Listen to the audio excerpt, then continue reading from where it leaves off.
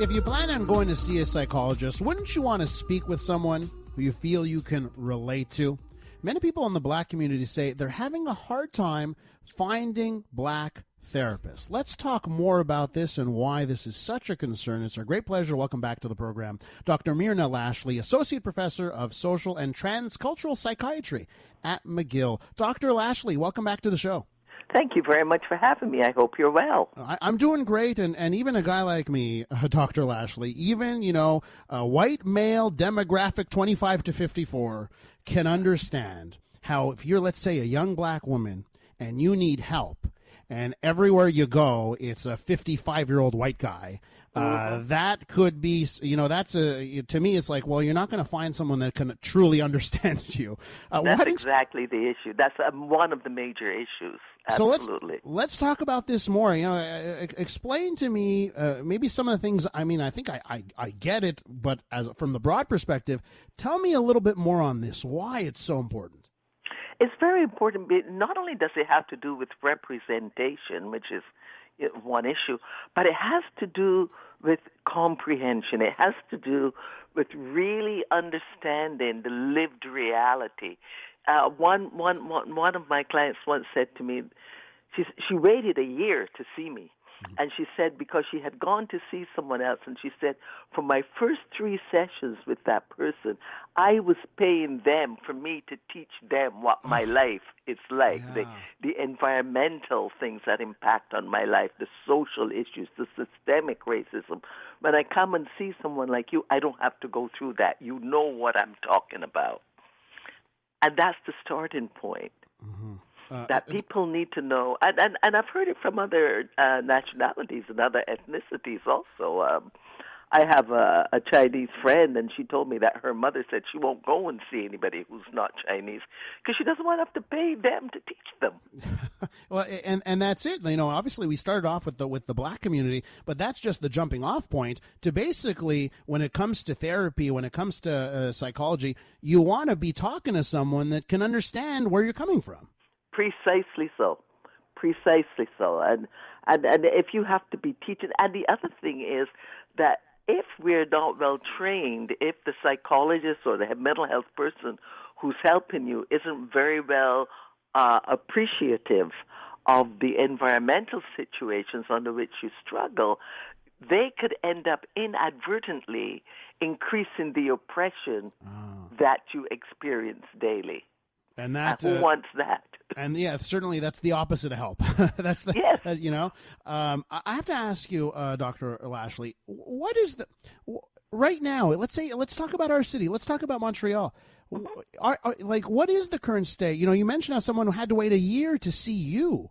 So is this something? Is the situation improving? What you're seeing at McGill? Do you see? Oh, geez, there's going to be a new crop, and this is going to be a much better position 10 years from now. What are you seeing on that end? I think one of the problems is that, a lot of black people here are from an immigrant background. Not all, but some are. And like any other immigrant group, you want your children to have some kind of a title. And so people think of medicine, they think of doctors and lawyers. And so when they think of doctors, they think of psychiatry. Because they carry the appellation of doctor. I mean, we do too, but people don't understand that the fundamental difference between the psychologist and the psychiatrist is that one of us issues medication and the other one doesn't, but essentially we do the same work. I mean, we both diagnose, we both do all these things. And so people don't tend, as a rule, to tell their children to go into psychology. They tend to tell them to go into medicine, and then once the child enters into medicine, they might then decide to do the subspecialty of psychiatry. And so we don't have enough psychologists. We have a lot of social workers, but we don't have a lot of psychologists. We do have more and more psychiatrists, but even that is not as large as it could be. The other thing is that if you do go to see a psychiatrist, you go into the hospital waiting list. You have to still wait, and you're not going to get as a rule, as much time as a psychologist will have to spend with you. Because a lot of psychologists, even though a lot of us are in hospitals, a lot of us really are in private practice. And so you have to pay to see a psychologist. Mm-hmm. Whereas you don't have to pay to see the psychiatrist because they're part of the medical system, and you go on what is commonly referred to as the Keystone Get, named after the man who brought in the Medicaid card. Yes. But they're on that card. So there are all those things to be taken into consideration. We're with Dr. Myrna Lashley, Associate Professor of Social and Transcultural Psychiatry at McGill. We're talking about getting mental health care for Black people in this community. Now, Dr. Lashley, I have some Black friends. Recently, they needed help. They needed to see psychologists and therapists and that. Mm-hmm. And we were having discussions, and one of the things that came out was, in some parts of the Black community, when you need help, you're not supposed to go see a psychologist. Absolutely. You're supposed to go see Jesus, right? That's how it was put to me. You're supposed to go to church. You're supposed to speak to God. You're not supposed to speak to a psychologist. So can we get into that aspect, and how do you sort of break that cycle to get people to get the help that they need? And that is a major barrier. I think part of that, well, it's obviously historical, but I think part of it is also a trust issue. You're supposed to keep your business to yourself. And so you go to the elders, you go to church, but you go to the right type of church, not any old church. Mm-hmm. So if you go, for example, to what is called the Black church, and if you go to Union United or a church like that, or you have more of the possibility to really express yourself in singing and clapping, and even if dancing or something, which can be very cathartic. In the so-called traditional, read that as Eurocentric church, you sit there very quietly and you sing your hymns, but you keep quiet in church.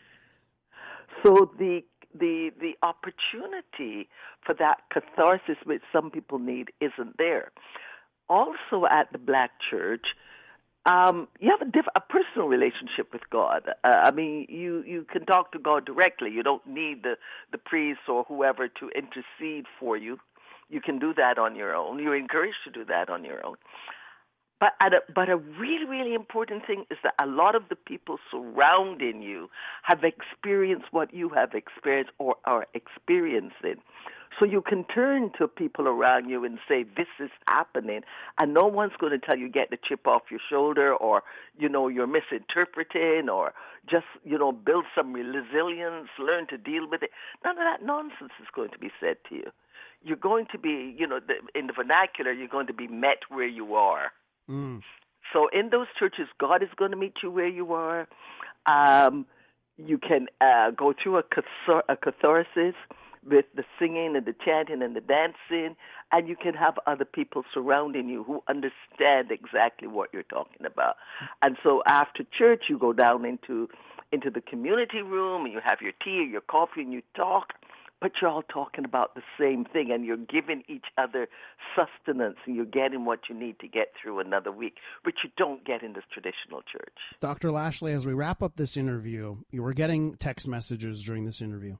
And there are people that are saying, this is what I'm going through. They're like, thank you for talking about this. This is what I'm going through. People that are even taking it like, hey, you know what? This goes like I'm in an autism, right? That's their situation, and they need help of people that understand autism, right? So it goes to like, to getting the help of people that understand you. But then there's a flip side.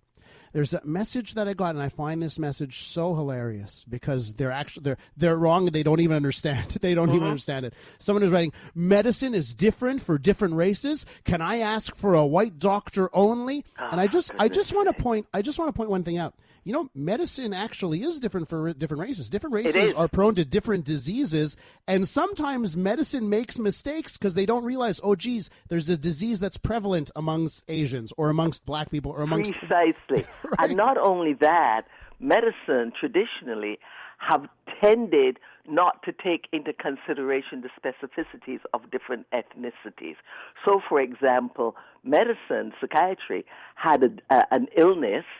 People were hospitalized for this called drapetomania. And you know what the illness was, the mental illness was? It was people escaping slavery. And that was seen as a mental illness. Like, why would you want to do that? There are conditions of the body for, some babies with darker skins have spots on their bodies when they're born. They're commonly referred to in the vernacular as Mongolian spots.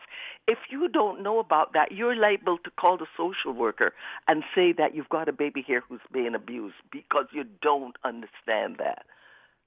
Dr. Lashley, in social media parlance, that is the text messenger that's called the cell phone. When they send a text, not realizing that they're making the point against their argument. Dr. Lashley, thank you so much for coming on the show. Great discussion, and look forward to talking to you soon. Take good care. Have a good day. Dr. Myrna Lashley, Associate Professor of Social and Transcultural Psychiatry at McGill.